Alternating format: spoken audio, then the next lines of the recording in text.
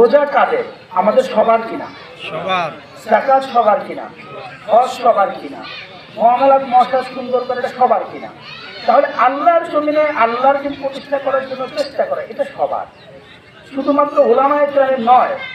তাহলে আমরা যারা মুসলমান আছি, আমরা কি আজকে থেকে নিয়ত করতে পারি কিনা, নামাজকে যেভাবে আমরা আপন করে নিয়েছি, রোজাকে যেভাবে আমরা আপন করে নিয়েছি, সেম একইভাবে আল্লাহর জমিনে আল্লাহর দিন প্রতিষ্ঠা করার জন্য চেষ্টা করা, এটা আমরা আপন করে নেব।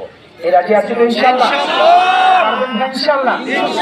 প্রিয় ভাইরা আমার, নামাজ যদি না পড়ি, যেভাবে আমাদেরকে পরিবর্তিত হবে কিয়ামতের ময়দানে, আল্লাহর জমিনে আল্লাহর দিন প্রতিষ্ঠা করার জন্য যদি চেষ্টা আমি এবং আপনি না করি, এটার জন্য আমাকে এবং আপনাকে কিয়ামতের ময়দানে কৈফিয়ত দিতে হবে। এই কৈফিয়তটা, এই জিজ্ঞাসাটা শুধুমাত্র উলামায়ে কেরামের না, এটা আপনার এবং আমার সকল মুসলমানের। আমি যদি কিয়ামতের ময়দানে মুক্তি পেতে চাই, কিয়ামতের ময়দানে আল্লাহ তাআলা দরবারে পরিপূর্ণ মুসলমান হিসাবে উঠতে চাই, তাহলে আল্লাহ তাআলার যত বিধান আছে সকল বিধান মানার মতো মন মানসিকতা আমার থাকতে হবে। যদি এই মন মানসিকতা না থাকে, যেটা আমার কাছে পছন্দ হয় সেটা শুধু মানি, আর যেটা আমার কাছে পছন্দ হয় না সেটা মানবো না, যদি এরকম করি, তাহলে কিয়ামতের ময়দানে কোনো ধরনের নাজাত পাওয়ার ব্যবস্থা হবে না। তাহলে আমি এবং আপনি যদি কিয়ামতের ময়দানে নাজাত পেতে চাই, তাহলে সকল বিধান মানার জন্য মন মানসিকতা নিয়ত থাকতে হবে কি হবে না? হবে। রাজি আছি ইনশাআল্লাহ? ইনশাআল্লাহ। ভাই রাজি আছি ইনশাআল্লাহ? ইনশাআল্লাহ। ভাইরা আমার, ৭১ থেকে ২৪ বাংলাদেশ স্বাধীন হয়েছে, আমরা কি অনেক আরামে আছি? কথা বলেন, আমরা অনেক আরামে আছি? অনেক ভালো আছি? ৭১ থেকে ২৪ প্রায় ৫৪টা বছরে বাংলাদেশ স্বাধীন হয়েছে। ৭১ থেকে ২৪ স্বাধীন হয়েছে এবং শাসন হয়েছে ৫৪টা বছর হলো। এখানে কি গরিবের টাকা, ত্রাণের টাকা মেরে খাওয়া হয় নাই? এখানে কি কাবিখার টাকা মেরে খাওয়া হয় নাই? রাস্তার যে উন্নয়নের টাকা মেরে খাওয়া হয় নাই? দেশের টাকা দুর্নীতি করে চুরি করা হয় নাই? এখানে কি দেশের সম্পদ চুরি করে বিদেশে বাড়ি করা হয় নাই?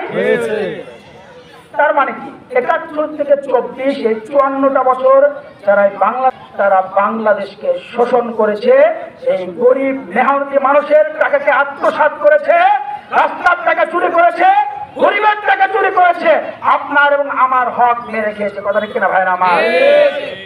তাহলে কি এই ২৪ পরবর্তীতে যারা চোর, যারা দুর্নীতিবাদ, তাদেরকে আবার ক্ষমতায় আনবেন? না। একটু মুখ খুলে বলতে হবে, আপনি কি তাদেরকে আবার ক্ষমতায় আনবেন? না। ভাইরা আমার, বাংলাদেশের পরিস্থিতিতে এত বাজে পরিস্থিতি হয়েছে, দেখেন একটা সেন্টারে ভোট হলো ৩,০০০, সেখানে ৩,০১০টা ভোট পরে কি পড়ে না? কথা বলেন ভাই, পরে কি পড়ে না?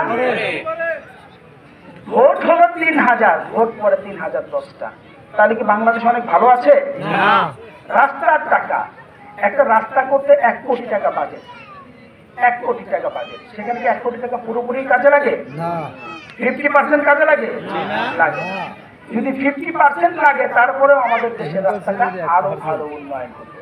তার মানে এখানেও চুরি করা হয়। আমাদের বয়স্ক ভাইদের জন্য, বয়স্ক মুরব্বী বাবাদের জন্য যে বয়স্ক ভাতার টাকাটা আসে, এটাও আমরা ঠিক করতে পাই না।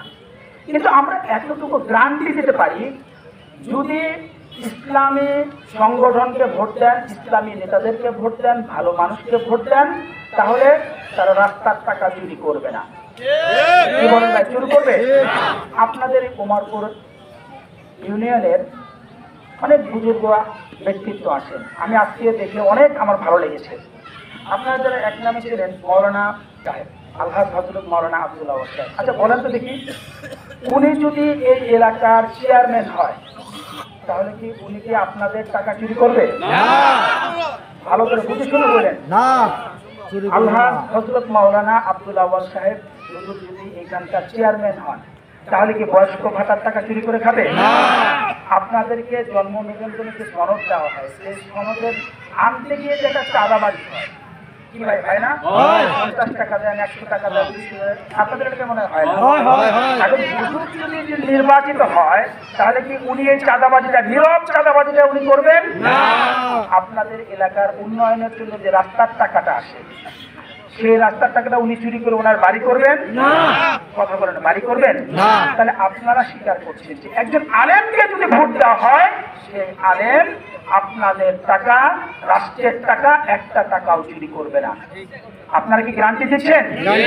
তাহলে আপনাদের কাছে একটা আবেদন জানাতে চাই আমি, আগামী নির্বাচন, আগামী স্থানীয় যে নির্বাচন হবে, এই স্থানীয় নির্বাচনে আমরা এলাকায় ওলামা ইকরামদেরকে প্রার্থী করতে চাই, প্রত্যেকটা ওয়ার্ডে মেম্বার প্রার্থী দিতে চাই, চেয়ারম্যান প্রার্থী দিতে চাই। এখন আপনাদের কাছে একটা আহ্বান জানাবো, আপনারা কি তাদেরকে ভোট দিবেন? ইনশাআল্লাহ। তাদের বিজয় করবেন? ইনশাআল্লাহ। আমরা আরেকটা ওয়াদা দিতে চাই, সেটা হলো কি, আপনার টাকা যেহেতু উনি হেফাজত করবে, আপনার টাকা যথাযথ ব্যবহারের উনি ওয়াদা দিবে, তাহলে আমরা ওয়াদা দিতে চাই আপনার নির্বাচনে ইসলামী সংগঠনের যে নেতাকে প্রার্থী দেওয়া হবে, তার নির্বাচনে ডানে বামে সামনে থেকে আমরা নির্বাচনটা নামিয়ে দিব, তার কাছ থেকে এক কাপ চাও আমরা খাবো না। কে রাজি আছেন? হাত কাটেন না। রাজি আছেন ইনশাআল্লাহ? আমরাও আমাদের সংগঠনের